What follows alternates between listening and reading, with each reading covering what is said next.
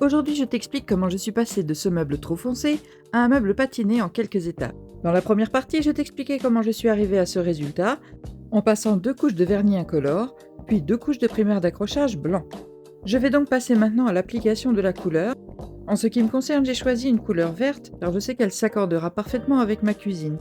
Mais c'est une couleur de fond qui ressortira sous la patine et je pense que tu peux choisir un gris, un rose ou toute autre couleur qui pourra s'accorder avec ton intérieur.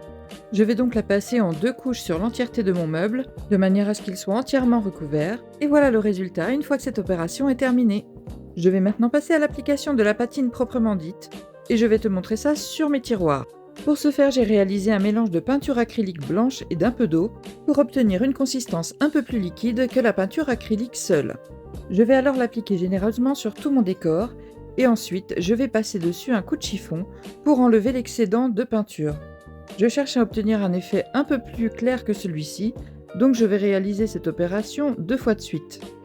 Voici le résultat après une première couche, et voici le résultat final après les 2 couches.